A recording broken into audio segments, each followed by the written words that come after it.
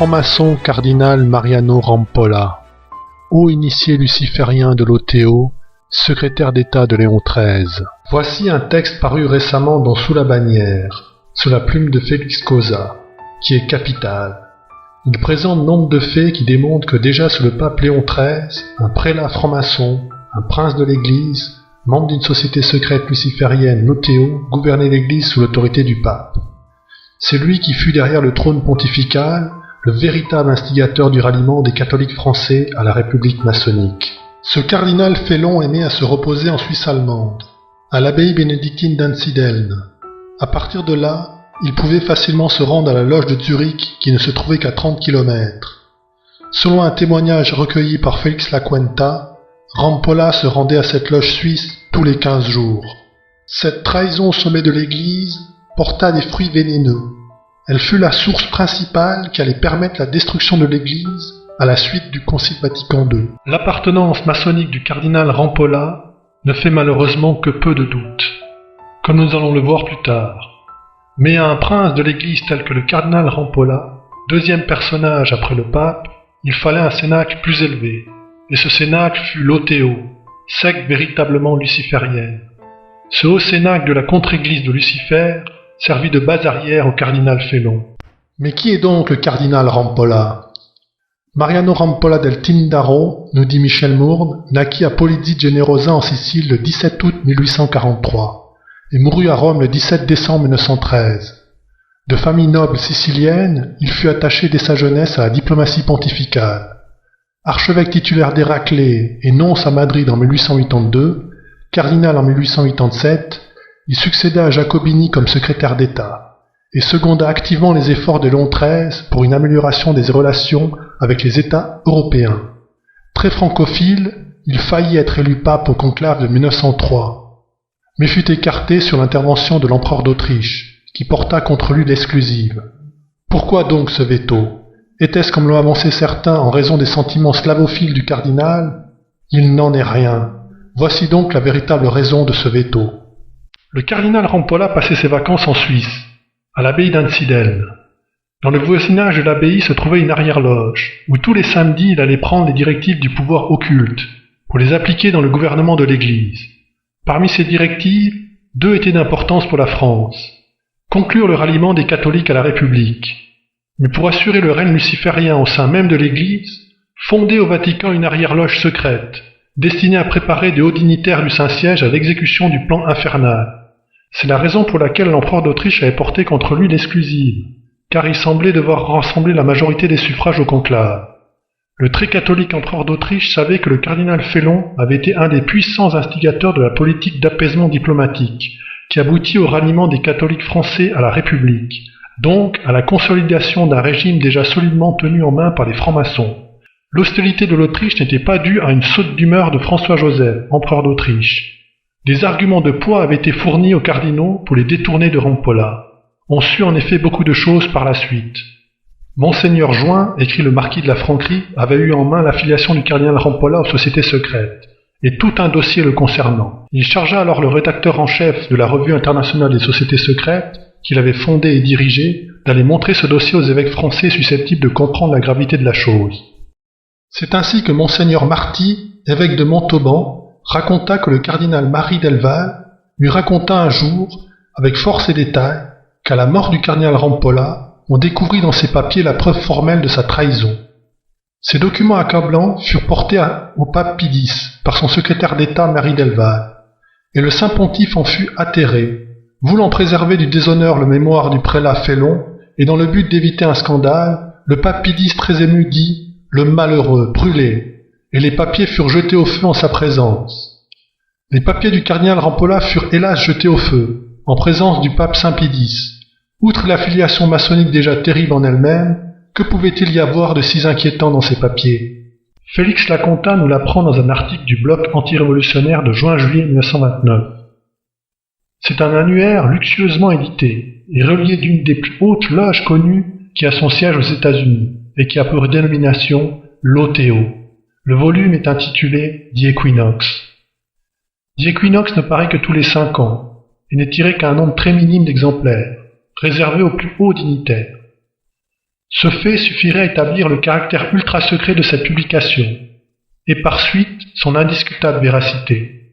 Ce n'est pas dans un pareil document que la secte songerait à imprimer des noms de hauts personnages en vue uniquement de les compromettre.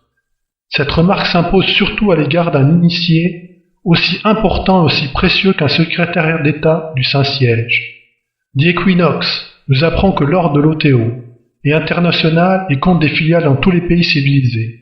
C'est un corps d'initiés, aux mains de qui sont concentrées la sagesse et la science des corps suivants. Il figure donc dans l'OTO 1. L'Église catholique gnostique. 2. L'Ordre des Chevaliers du Saint-Esprit. 3. L'Ordre des Illuminés. 4. L'Ordre du Temple. 5. L'Ordre des Chevaliers de Saint-Jean. 6. L'Ordre des Chevaliers de Malte. 7. L'Ordre des Chevaliers du Saint-Sépulcre. 8. L'Église occulte du Saint-Graal. 9. La Fraternité hermétiste de la Lumière. 10. Le Saint-Ordre des Rose-Croix d'Eredom. 11. L'Ordre du Saint Royal Arc d'Enoch. 12. Le rite ancien et primitif de la maçonnerie, 33e degré. 13. Le rite de Memphis, 97e degré. 14. Le rite de Mizraïm, 90e degré. 15. Le rite de Swedenborg. 16. Le rite maçonnique écossais ancien et accepté, 35e degré. 17. L'ordre des martinistes. 18. L'ordre du Sat-Baï, et d'autres moins importants.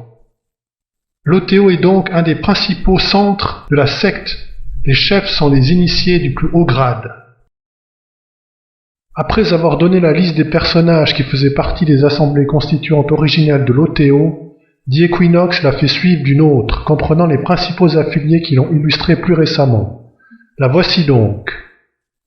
On y trouve dans cette liste Goethe, Friedrich Nietzsche, Sir Richard Pecknight, Hargrave Jennings, Eliphas Lévy, le roi Louis de Bavière, Franz Hartmann, Richard Wagner et malheureusement le cardinal Mariano Rampolla, et bien d'autres encore. Tout ce qui précède, y compris cette liste, fait partie du manifeste officiel de l'OTO. Il est clair qu'à ce stade, il ne fait plus vraiment de doute que l'ancien secrétaire d'État de Léon XIII a fait partie d'une des plus hautes loges connues. La présence de son nom dans le document le démontre de façon irréfutable. Nous voici donc fixés sur l'affiliation du cardinal Rampolla del Tindaro à l'une des pires sectes du mystère d'iniquité à l'œuvre dans le monde. Pour compléter les informations essentielles que nous vous avons données, nous allons vous en livrer d'autres, complémentaires, extraites de l'ouvrage de Craig M. Bichner, entièrement consacré à l'OTO et paru en 2005. Blood on the Altar, du sang sur l'autel. L'auteur américain nous apprend que l'appartenance du cardinal Rampolla à l'OTO peut être constatée dans une nomenclature des hauts initiés du manifeste de l'OTO pour l'année 1917, dans laquelle le nom du cardinal Rampolla est dûment répertorié. L'ironie du sort voulut que Rampolla travaillât en étroite association avec Léon XIII, le pape qui rédigea l'encyclique la plus implacable contre la franc-maçonnerie. M. Bichner nous précise que ce fut Monseigneur Join qui décida à l'empereur d'Autriche à user de son droit de veto pour neutraliser Rampolla, lorsqu'il fut presque acquis que ce franc-maçon de l'OTO allait être élu pape. Monseigneur Join, qui avait pressenti la tournure que prendrait le conclave, persuada alors l'empereur d'Autriche-Hongrie d'invoquer le droit d'exclusive, remontant au XVIIe siècle, clause depuis longtemps oubliée d'un traité conclu entre Vienne et le Vatican, traité qui donnait à François-Joseph le pouvoir de veto sur l'élection d'un pape. Ainsi, ce fut grâce à Monseigneur Join, le vénéré prélat bien au courant des manigances des sociétés secrètes, que Rampolla fut mis sur la touche. La secte n'oublia pas l'affront et le cuisant échec qui retarda ses plans d'un demi-siècle. À l'issue de la Première Guerre mondiale, première étape du plan Pike-Mazzini, document absolument authentique et non pas faux comme ose le prétendre Taguieff dans sa foire aux Illuminés. Et c'est alors que l'Autriche-Hongrie fut démembrée et la monarchie abolie. Mais le rôle de Rampolla ne fut pas complètement anéanti pour autant à cause de ce terrible échec. Sous le règne de Saint Pidis lui-même, Rampolla a influencé des hommes qui auront par la suite la possibilité de façonner la papauté au XXe siècle. Autrement dit, Rampolla, quoiqu'évincé, réussit à placer ses pions, à poser des mines avant de disparaître. Ce fut la mise en place du fameux réseau Rampolla. réseau dont une des pièces maîtresses réussira 60 ans plus tard, là où le haut initié de l'OTO avait échoué. Il est bon de savoir également que l'OTO dispose d'une branche ecclésiastique qui porte le nom d'Église catholique gnostique. L'OTO constitue donc un des agents pourrisseurs les plus efficaces mis au point par la contre-Église. Qu'un prince de la Sainte Église romaine ait pu se fourvoyer avec de si hautes structures lucifériennes en compagnie d'hommes irrécupérables et si profondément pervers donne une idée de la puissance du démon et des moyens qu'il s'est déployés pour arriver à ses fins abjectes. Dieu, ayez pitié d'hommes qui auraient dû être à votre service et ont préféré choisir et servir votre pire ennemi dans le secret. Il est à espérer qu'ils ont eu le temps de se repentir avant leur mort. Ainsi s'achève ce documentaire sur le pauvre et malheureux cardinal Mariano Rampolla del Tindaro. J'accueille aujourd'hui sur ma chaîne Adrien Abosi. Bonjour Adrien. Bonjour. Tu as récemment causé des remous, c'est le moins qu'on puisse dire, en prenant la défense du cardinal Rampolla, que certains accusent d'être franc-maçon.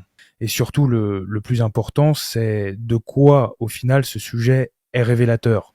Car on va le voir, ça ne tourne visiblement pas tout à fait rond dans la tête de certains.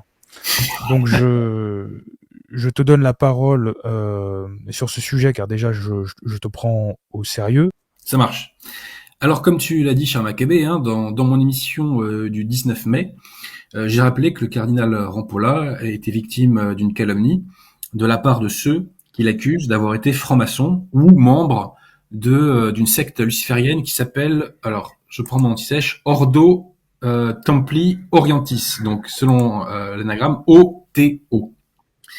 Alors selon la légende, lors du conclave de 1903, le François-Joseph, l'empereur d'Autriche-Hongrie, a fait valoir ce qu'on appelle le droit d'exclusif, c'est-à-dire un droit de veto sur l'élection du pape, pour empêcher l'élection du cardinal Rampolla. Donc jusque-là, c'est vrai, mais ce qui est faux, c'est ce qui arrive, c'est qu'on nous dit que la cause de ce veto serait le fait qu'on aurait découvert son affiliation maçonnique. Voilà, ça c'est la thèse que nous allons réfuter. Pourquoi les conspis s'emballent-ils autant sur la question Rampolla ? Je précise que je ne considère pas que toutes les personnes qui pensent que Rampolla est franc-maçon sont conspis. Je le pense d'autant moins que j'ai moi-même cru à cette légende calomnieuse et je l'ai moi-même véhiculée. À l'époque, je n'étais pas conspi, mais simplement, je faisais confiance aux gens qui faisaient autorité à mes yeux et qui le disaient. Voilà. Je tenais à faire cette mise au point, donc que toutes les personnes qui pensent que Rampolla est franc-maçon ne se sont pas visées quand je parle des conspis. Alors, il faut distinguer la scène critique des complots, comme l'Église l'a toujours fait à travers les siècles, dans son histoire, donc templiers, francs-maçons, modernistes. Donc distinguons cette critique saine des complots du conspirationnisme. Qu'est-ce que c'est le conspirationnisme ?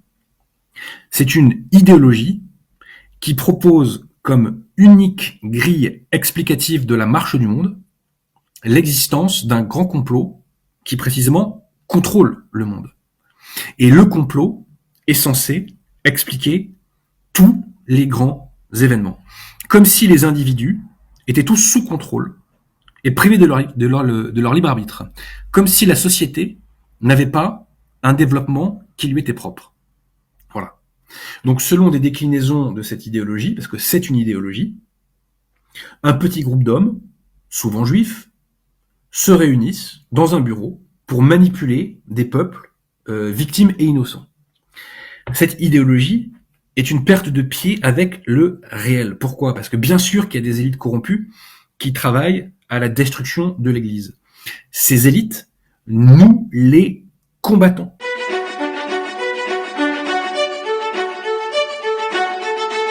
Donc non, tout n'est pas sous le contrôle des élites. Elles ont leur influence, mais tout n'est pas sous leur contrôle, tout simplement parce que la société a son propre développement dans les milliards d'interactions du quotidien qui font la vie des gens. Je donne un exemple qui va vous faire sourire. Il y a quelque temps de ça, il y a eu un concert de Jul au stade Vélodrome qui a donné lieu à des pillages et des émeutes. tous ces événements n'ont pas eu lieu parce que des gens se sont réunis dans un bureau pour se dire il faut que tel événement ait lieu. Non. Ça s'est produit parce que c'est le développement actuel de la société. Tout simplement. Parce que bien sûr qu'il y a des élites corrompues qui travaillent à la destruction de l'Église.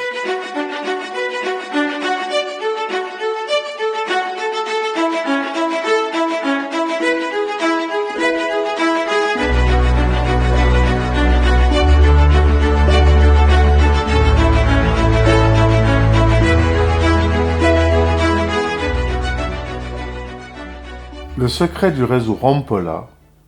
Pourquoi des infiltrations ennemies dans l'Église? Suite à des observations de lecteurs de la première édition de notre ouvrage, nous jugeons utile de faire une mise au point sur la raison profonde des infiltrations ennemies. Judaïque, maçonnique, ésotérico-occultiste, satanico-luciférienne, moderno-progressiste, mondialiste, etc. dans l'Église. Les fruits de Vatican II sont amers. Pire, ils donnent la mort spirituelle. Beaucoup de nos lecteurs les connaissent. Désaffection générale envers la religion. Chute vertigineuse de la pratique religieuse. Effondrement de l'assistance à la messe.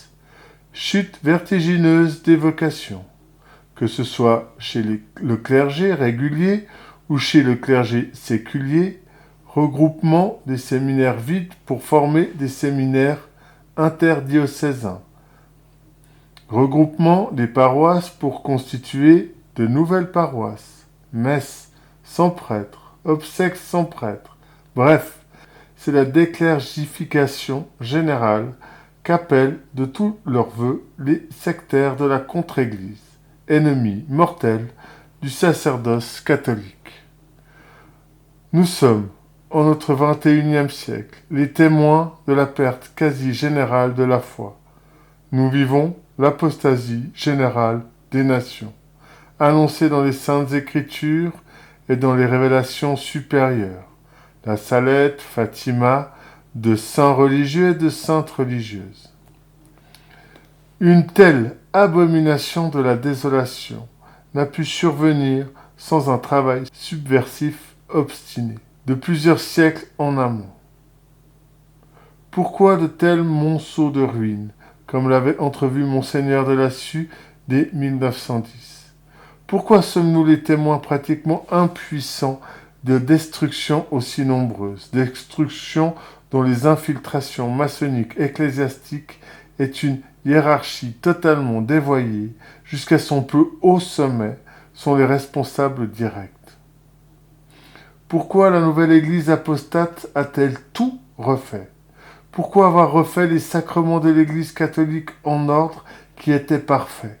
Pourquoi avoir refait le sacrement de l'ordre et celui de la consécration épiscopale qui était parfait? Pourquoi avoir refait la Sainte Messe, qui était absolument parfaite, la messe traditionnelle dite de Saint Pie V valide à perpétuité? Pourquoi une telle frénésie diabolique du changement?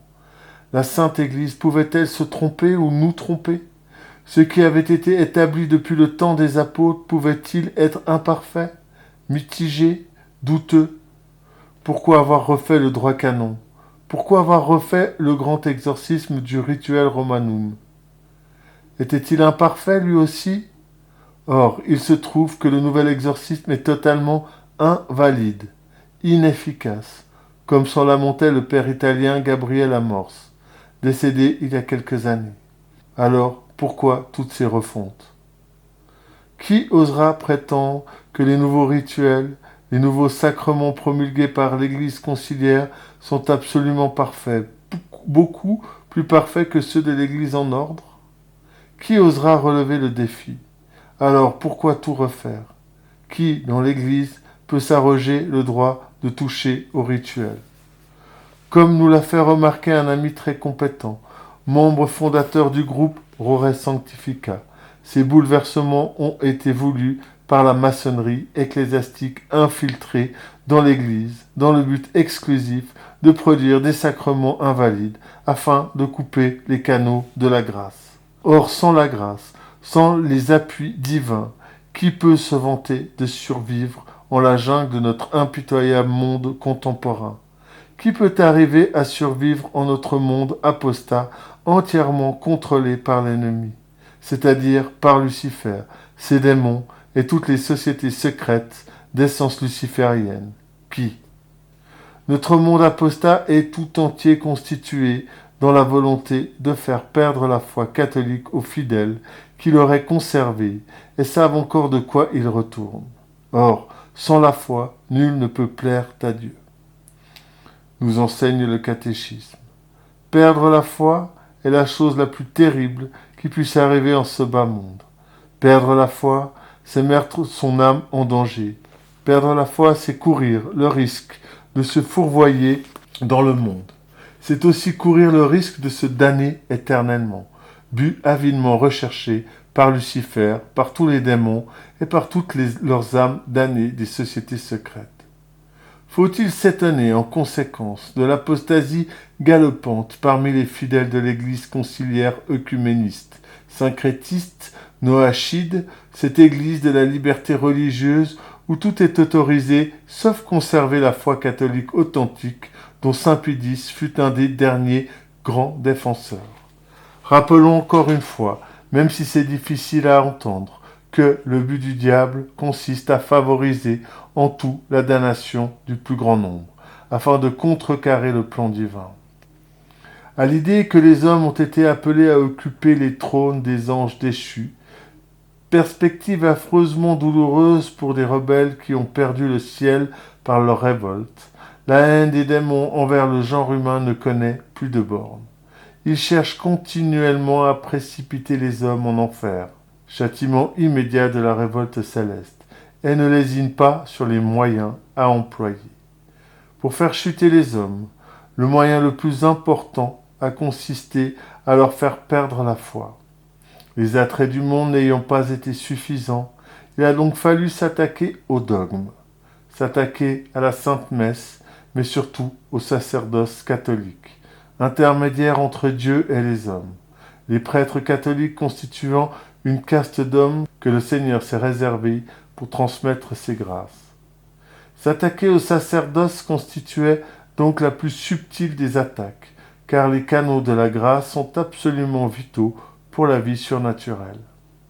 La raison profonde des infiltrations maçonniques est là et nulle part ailleurs. Quels que puissent être les cris d'Offray de certains traditionalistes, notamment des factions ralliées ou en voie de ralliement. Quant aux apostats conciliaires, ils sont déjà ancrés dans un aveuglement dont il leur sera difficile de se libérer. Certes, lorsqu'on y réfléchit, les conséquences des nouveautés conciliaires sont dramatiques, elles sont terriblement tragiques. S'il n'y a plus de prêtres validement ordonnés, s'il n'y a plus d'évêques validement consacrés, s'il n'y a plus de pontifes qui confirment leurs frères dans la foi, s'il n'y a plus de sacrements valides, s'il n'y a plus de messes valides, la foi finit par s'éteindre dans les âmes et l'apostasie se répand dans l'Église comme un cancer généralisé. Le démon entraîne alors des millions d'âmes en enfer, comme les 3 pastoureaux de Fatima en avaient été les témoins désolés en 1917. Quant au réseau Rampolla d'infiltrés maçons ecclésiastiques, il a été mis en place dans le but exclusif d'appuyer ce plan luciférien qui avait été contrarié par l'édification progressive de la chrétienté après la mort sur la croix de notre Seigneur Jésus-Christ. Les pouvoirs préternaturels diaboliques que ce réseau a reçus le 29 juin 1963 lors de l'intronisation de Satan en la chapelle Pauline, en plein cœur du Vatican, en plein concile d'apostasie, lui ont permis de mener à bien cet objectif luciférien après Vatican II. C'est le châtiment spirituel d'apostasie dont sœur Lucie de Fatima avait entretenu le père Fuentes en 1957, 3 ans avant qu'il ne commence. 3 ans avant que les derniers remèdes indiqués ne soient mis de côté, car ils contrariaient au plus haut point le plan de l'enfer.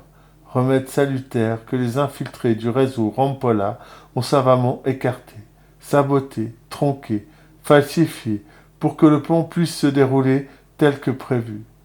Diptyque particulièrement redouté des adversaires irréconciliables de la très sainte Vierge Marie. Dévoiler le troisième secret et consacrer la Russie au cœur immaculé de Marie. En 1960 était une date bien tardive car un félon du réseau Rampolla avait réussi à se hisser sur le trône de Saint-Pierre, l'initié Roncalli, alias Jean XXIII. Ce dernier n'allait pas tarder à être remplacé par le grand élu du réseau, Montigny-Paul VI. Les initiés du réseau travaillent au plan d'apostasie depuis au moins 1948, lorsqu'ils avaient réussi à placer leur âme damnée, Annibale Bounini, au sein des commissions de réforme liturgique.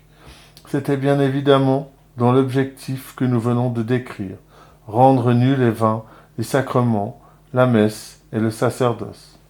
Faire perdre la foi pour damner le maximum d'âmes, leurrées par un clergé invalide, ennemi de la foi authentique, ignare, inculte, non formé sérieusement, ami des fausses religions de l'homme et du démon, ami du monde, ami des pouvoirs socialistes, ennemi de la religion, vecteur d'une apostasie générée par un sommet totalement investi par le réseau Rampolla de judéo-maçonnerie ecclésiastique, aux ordres de Lucifer. Un réseau aujourd'hui maître d'une église conciliaire qui n'est rien moins qu'un astre mort. Un astre mort, un faux astre, qui éclipse la véritable église des catholiques fidèles à la foi de toujours. Voilà résumé un demi-siècle de désastres conciliaires. Telle est l'abominable réalité que refuse de voir et de prendre en compte bon nombre de traditionalistes, l'abominable situation où des millions d'âmes se perdent, reconnaissant en Bergoglio de Lesbos notre très saint père le pape, entre guillemets, pontife apostat, mais pontife quand même, entre guillemets, et ses prédécesseurs depuis Jean XXIII. Telle est l'abominable réalité que refuse de voir, de prendre en compte, d'étudier les factions ralliées à la Saint-Pierre, Bon Pasteur, Christ Roi, la grâce et autres dévots, papistes, pour reprendre une expression protestante. Force est de constater qu'une telle défense de l'indéfendable est proprement aberrante. Prétendre défendre la tradition, reconnaître un occupant ennemi, prétendu pontife légitime, accepter l'Église conciliaire, qui ne peut être en aucun cas l'authentique Église catholique, comme nous l'avons démontré, pose le problème de la complicité, de la collaboration et des infiltrations dans ces factions soi-disant traditionnalistes. Vouloir absolument une intégration, une reconnaissance officielle, FSSPX, de la part de l'Église conciliaire de l'apostasie, une reconnaissance de la part d'ennemis mortels de l'Église catholique, pose les mêmes problèmes. Au lieu d'ignorer ou de s'éloigner du Titanic conciliaire en perdition, des autorités en voie de réduction veulent coûte que coûte monter à bord du vaisseau miné, au risque de couler avec le bâtiment, menaçant les passagers de leur chaloupe sécurisée, traditionnaliste, des pires foudres s'ils refusent de mettre leurs pieds à bord, tandis que le navire commence à donner de la gîte et que la poupe s'enfonce de plus en plus dans les flots. Les abysses de l'apostasie et de la damnation bouillonnent tout autour. Faudra-t-il attendre que l'eau arrive au niveau des cheminées ou de la proue pour que ces autorités, entre guillemets, en voie d'aveuglement, finissent par ouvrir les yeux, ou bien sont-elles, elles aussi, des complices conscients ou inconscients, loi de réduction, de l'entreprise universelle de destruction, de tromperie et d'apostasie. Les agents du réseau Rampolla ont tari les canaux de la grâce, et les fidèles, trahis, abandonnés, livrés à eux-mêmes dans les eaux tumultueuses du monde, perdent pied, deviennent indifférents, apostasient, s'engagent sur la voie large et spacieuse qui mène à la perdition, pour devenir rapidement des épaves inconsistantes, promenées au gré des flots. C'est bien la conséquence des infiltrations de la maçonnerie ecclésiastique du réseau Rampolla, servante de Lucifer, dont les pseudo-pontifes antipapes ont coordonné toute l'action, de Roncalli à Bergoglio de Lesbos. C'est là la raison d'être de l'apostasie déferlante et galopante, dont profite l'islam gnostique et antichrétienne, instrumentalisée par la synagogue talmudo-kabbaliste, non moins luciférienne. La papauté est devenue invalide, l'épiscopat et le clergé également, depuis la mise en place de Pontificalis Romani en 1968. Les sacrements sont invalides, la nouvelle messe, véritable synaxe protestante, est totalement invalide, dans tous les cas, quelle que soit l'intention du prêtre. En 50 ans, le sacerdoce sacrificiel a été totalement invalidé, stérilisé, pour tarir les canaux de la grâce et damner les fidèles.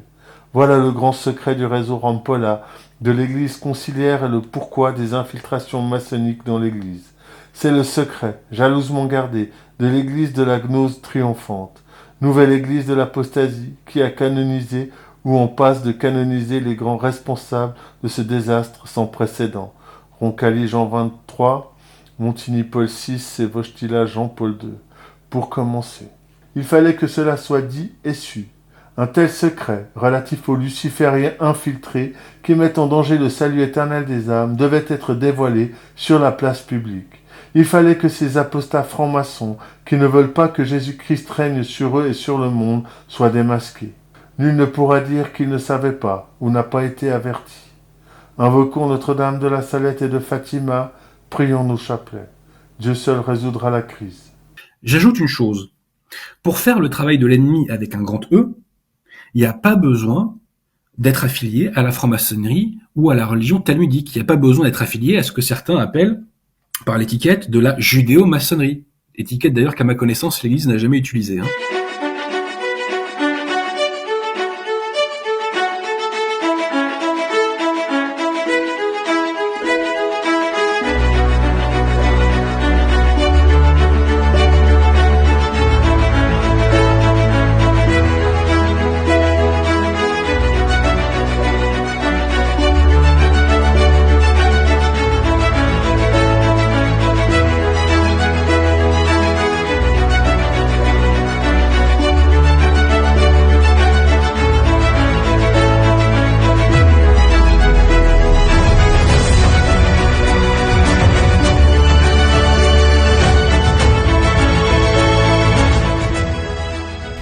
Théodore Francy, dans la Conjuration antichrétienne, Monseigneur de Lassus affirme que les Juifs sont au sommet de la hiérarchie maçonnique. Qu'en pensez-vous ? Ça n'a jamais été prouvé, donc je pense que c'est faux. Alors je sais qu'il y a des trolls qui vont arriver, mais non, ça je pense que c'est un mythe, qui fait plaisir à beaucoup de gens.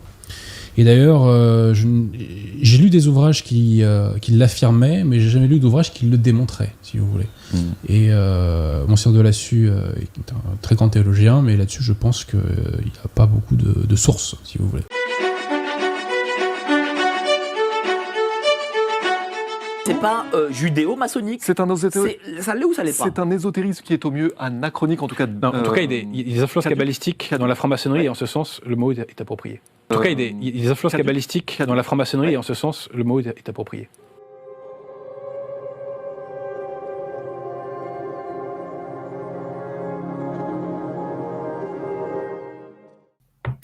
Donc pour réfuter les accusations contre le cardinal Rampolla, j'analyserai 2 textes accusatoires qui ont été diffusés justement sur le canal Telegram qui m'a attaqué, qui s'appelle Gesta Dei per Francos.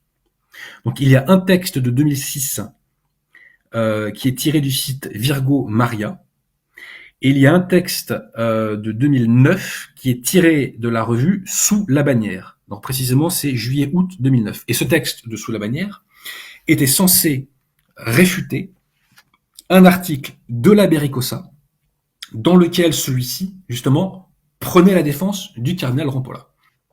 Alors, on commence par la page 4 du texte de Virgo Maria, et là, première soi-disant preuve contre le cardinal Rampolla, on nous évoque une citation du marquis de la Franquerie, voilà, tirée de son ouvrage « L'infaillibilité pontificale ». Que nous dit le marquis de la Franquerie ? il nous dit que le cardinal Rampolla passait ses vacances en Suisse, à l'abbaye de Einsiedlen, et que là-bas, dans une arrière-loge, en tout cas près de cette abbaye, dans une arrière-loge, il recevait des directives du pouvoir occulte. Question. Quelle est la source du marquis de la Franquerie? Nous le verrons plus loin. Cette source, en réalité, c'est un témoignage anonyme qui a été publié dans un article de 1929. Un témoignage anonyme, par définition, n'a aucune valeur probante. Donc, cette pseudo-preuve ne vaut strictement rien. Rien du tout. Dans le livre Le réseau Rampolla et l'éclipse de l'Église catholique, à la page 96, nous pouvons lire: C'est clair et laïque traditionnaliste, à la langue bien pendue, oserait-il accuser de mensonge le cardinal Méridelval, Monseigneur Marty et le marquis de la Franquerie? En tant qu'amis du marquis de la Franquerie, nous ne permettrons pas qu'on attente à la mémoire de ces valeureux combattants. En note de bas de page, et très spécialement l'abbé Ricossa et son mouvement Sodalicium, qui a mis en cause l'article de Félix Cosa sur le cardinal Rampolla, l'obligeant à réfuter ses prétendus arguments. Ajoutons que l'abbé Ricossa est un ennemi du secret de la Salette et a même rédigé une brochure pour en interdire la lecture.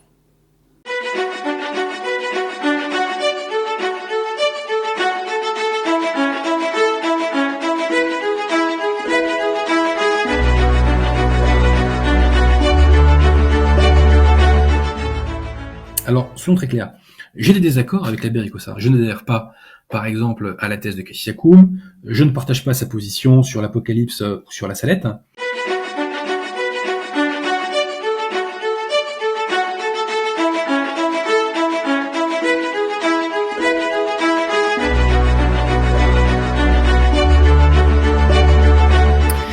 Alors ensuite, deuxième argument qui est posé dans cet article, c'est une autre citation du marquis de la Franquerie, qui nous dit que Monseigneur Jouin, alors précisons qui est Monseigneur Jouin, c'est un prélat qui, au début du XXe siècle, s'est spécialisé dans la lutte contre la franc-maçonnerie et qui avait créé une revue qui s'appelle la RIS, R-I-2-S. Alors de mémoire, c'est Revue internationale des sociétés secrètes ou contre les sociétés secrètes. Une revue très connue, vous pouvez trouver ça très facilement en quelques clics sur Internet. Bon. Donc là, on nous dit que Monseigneur Jouin avait eu entre les mains l'affiliation du cardinal Rampolla et tout un dossier le concernant. Voilà. Alors ça, chers amis, c'est totalement faux d'un point de vue factuel. Ce dossier n'a jamais existé et ce dossier, personne ne l'a jamais vu. Et il y a encore plus fort, et à ce moment-là, mon cher Maccabée, nous allons mettre en post-production ma pièce numéro 1, qui est un extrait qui a été trouvé par l'abbé Ricossa, dans justement la fameuse RIS, R-I-2-S, du 1er mai 1929, page 139, note 5. Il y a un article d'un contributeur de cette revue qui s'appelle A. Taran, et celui-ci publie un document de l'OTO, auquel ses détracteurs donc rattachent le cardinal Rampolla. Et sur ce document dont on reparlera tout à l'heure, on trouve justement le nom du cardinal Rampolla. Et selon nos détracteurs, nous verrons que c'est une preuve de son affiliation à l'OTO. Eh bien, que fait la RIS de Monseigneur Jouin? La revue va-t-elle aller dans ce sens-là pour enfoncer Rampolla ou va-t-elle prendre sa défense? Réponse, la revue de Monseigneur Jouin prend la défense du cardinal Rampolla. Citation de ce monsieur, donc A. Taran. Nous supprimons ici le nom d'un haut personnage ecclésiastique, et ce qu'il dit est très intéressant et devrait faire réfléchir les conspis. L'allégation toute gratuite des sectaires sans scrupules, ne pouvant constituer aucune charge contre personne au monde. Voilà. Il est quand même étonnant que nos contradicteurs sautent sur un document qui semble venir de l'ennemi. Voilà. Parce que l'ennemi a tout intérêt à discréditer très facilement quelqu'un comme ça en balançant des noms de personnes qui n'ont rien à se reprocher. Voilà. Et c'est là qu'on voit la différence entre la prudence d'un évêque qui a bien les pieds sur terre avec la précipitation de certains qui n'hésitent pas à justement prendre le risque de calomnier un évêque de l'Église. Alors je crois pas que Monseigneur Jouin était évêque par ailleurs. Hein. C'était un titre un petit peu comme Monseigneur de Ségur. Il n'était pas évêque, mais en tout cas, c'est un prélat extrêmement respectable et extrêmement respecté. D'accord, Voilà. très bien. Je te fais confiance puisque je l'ai découvert en même temps que la Et controverse. puis j'aurais pu faire d'autres citations de Monseigneur Jouin qui auraient surpris mes détracteurs judéo-centrés. J'en dirai pas plus ce soir.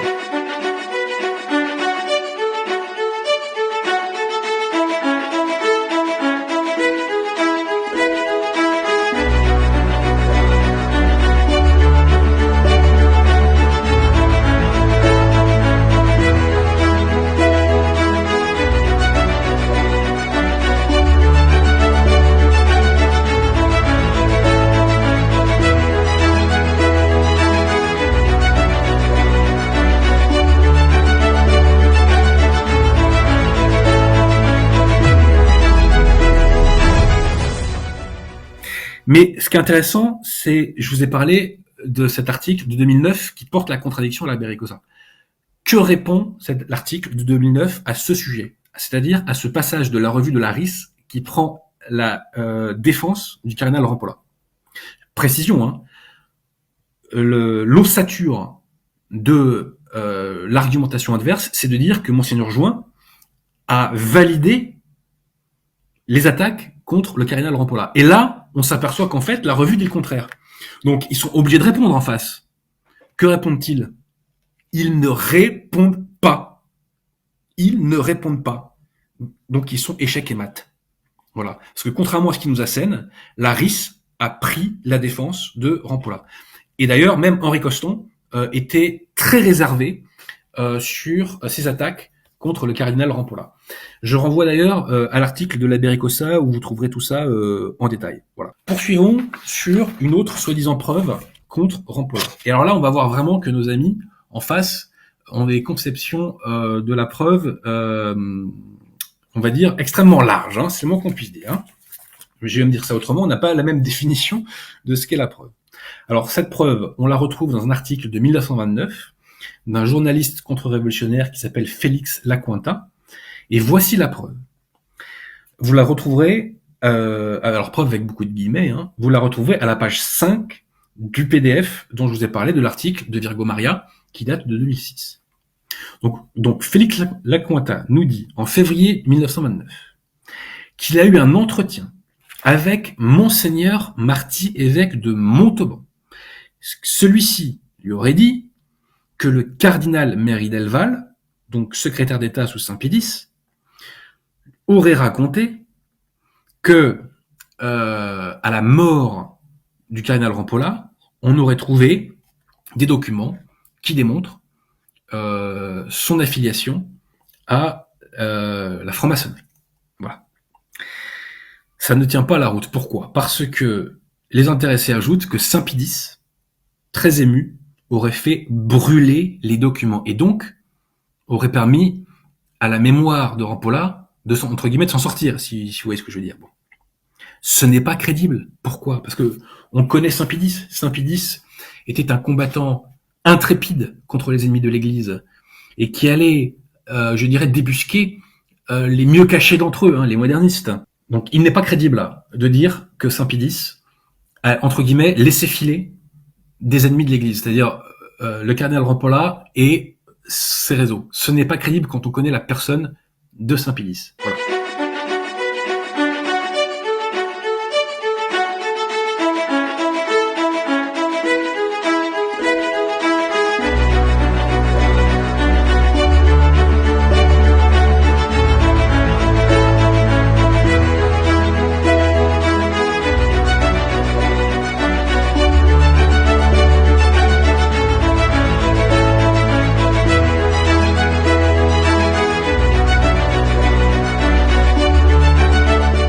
Alors, il y a d'autres arguments qui nous sont opposés.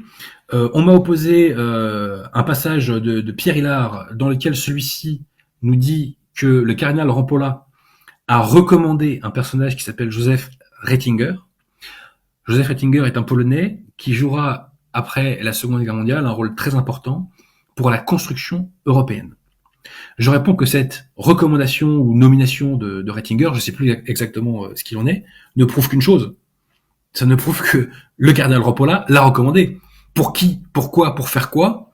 Là, nos contradicteurs conspi projettent des choses que Rampolla ne pouvait pas savoir à l'époque.